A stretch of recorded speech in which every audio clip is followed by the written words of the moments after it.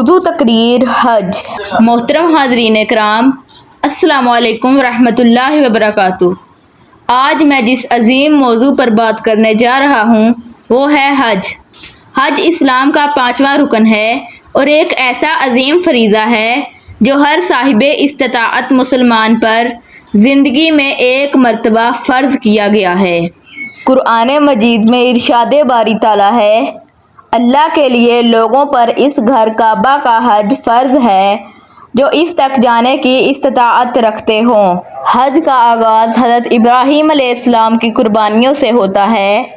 جب اللہ تعالیٰ نے آپ کو بیت اللہ تعمیر کرنے کا حکم دیا تو آپ نے بلا چونچرا اس حکم کو قبول کیا۔ پھر اللہ کے حکم پر حضرت ابراہیم علیہ السلام نے اپنے بیٹے حضرت اسماعیل علیہ السلام اور بیوی حضرت ہاجرہ علیہ السلام کو بے آب و گیا وادی مکہ میں چھوڑا۔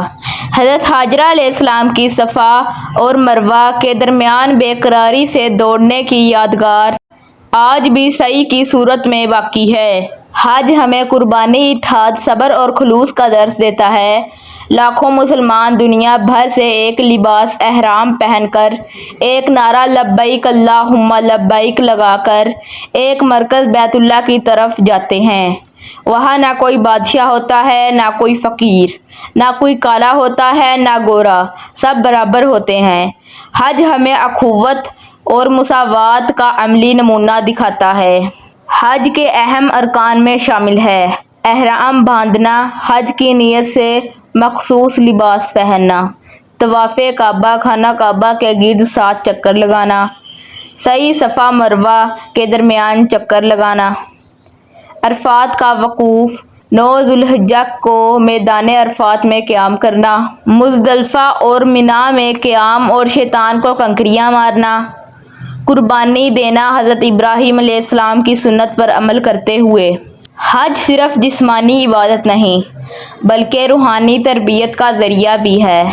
حاجی جب حج سے واپس آتا ہے تو گویا وہ گناہوں سے ایسے پاک ہو جاتا ہے جیسے ابھی ماں کے پیٹ سے پیدا ہوا ہو۔ حضرت محمد رسول اللہ صلی اللہ علیہ وآلہ وسلم نے فرمایا، ترجمہ: جس نے حج کیا اور اس دوران فحش باتیں اور گناہ نہ کیے، وہ ایسے لوٹتا ہے جیسے آج ہی پیدا ہوا ہو۔ عزیز حاضرین، آج ہمیں حج کے اصل پیغام کو سمجھنے اور اپنی زندگیوں میں اس کی روح کو اپنانے کی ضرورت ہے۔ حج ہمیں سکھاتا ہے کہ ہم دنیا کی ظاہری شان و شوکت چھوڑ کر صرف اللہ کی رضا کے طلبگار بنیں۔